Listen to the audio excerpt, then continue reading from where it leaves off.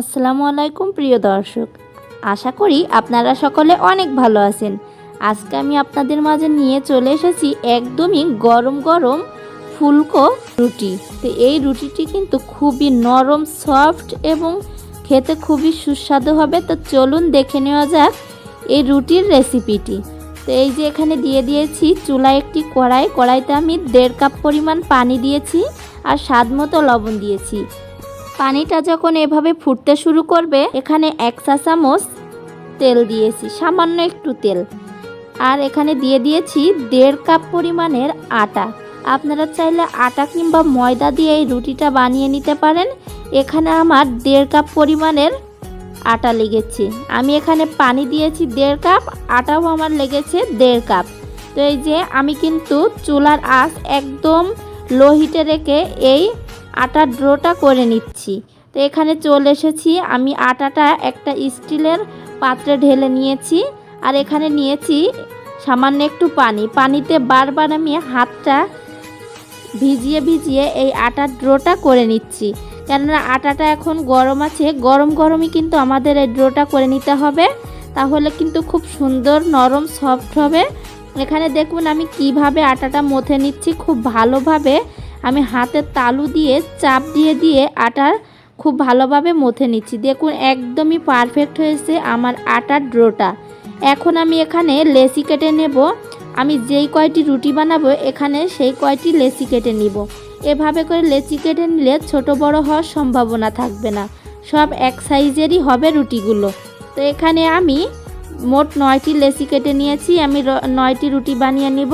তো এখানে আমি একটি লেচি নিয়েছি। তো এই যে আমি খুব ভালো করে আবারও কিন্তু মধ্যে ঘুরিয়ে একটি বল আকার তৈরি করে নিয়েছি। তো এভাবে করে আমি খুব সুন্দর করে রুটিটি বানিয়ে নিব। তো আপনাদেরকে দেখে বুঝে নিতে হবে। আসলে এই যে আমি রুটিটা বানিয়ে নিচ্ছি।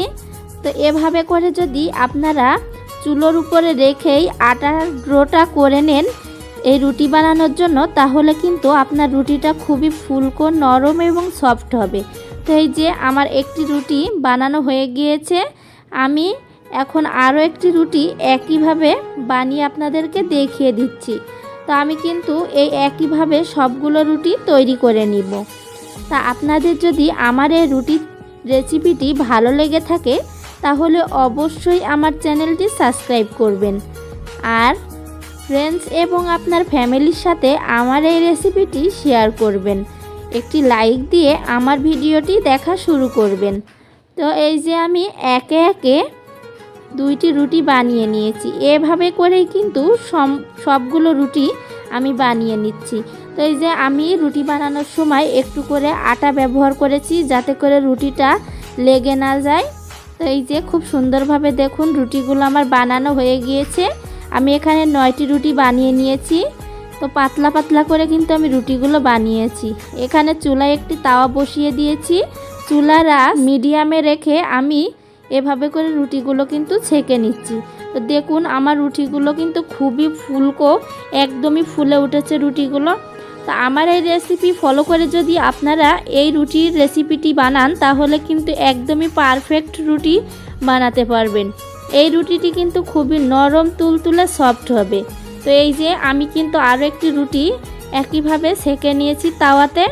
তো আমি কিন্তু আপনাদের সুবিধার্থে আরও একটি দেখিয়ে দিচ্ছি। দেখুন আমার রুটিগুলো কিন্তু সবগুলোই একইভাবে ফুলেছে, খুব সুন্দর ফুলকো হয়েছে।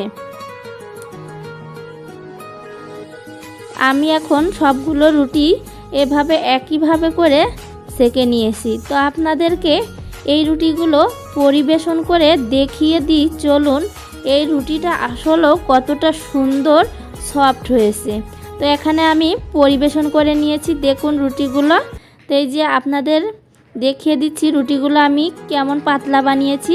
দেখেন ছিঁড়ে দেখিয়ে দিচ্ছি, একদমই নরম সফট হয়েছে রুটিগুলো। খেতে কিন্তু খুবই দুর্দান্ত হয়েছে। এভাবে করে রুটি বানালে আপনি পুরো একদিন রেখে দিলেও এই রুটিগুলো শক্ত হবে না। তো এই যে আমি এভাবে করেই কিন্তু সব সময় রুটি বানিয়ে থাকি। আপনারা যদি চান এই রুটিটি সকালে বানিয়ে সেঁকে রেখে বিকালের নাস্তায়ও কিন্তু ব্যবহার করতে পারেন। তো বিকাল পর্যন্ত কিন্তু এই রুটিটা একদমই এভাবে নরম সফট থাকবে। আপনাদেরকে আবারও বলছি, আমার রেসিপিটি ভালো লাগলে অবশ্যই সাবস্ক্রাইব করবেন। আজকের মতো এখানেই শেষ করছি। আবারও ফিরে আসবো আপনাদের মাঝে নতুন কোনো অন্য রেসিপি নিয়ে। ততক্ষণ আপনারা সুস্থ থাকুন, ভালো থাকুন। আল্লাহ হাফেজ। আসসালামু আলাইকুম।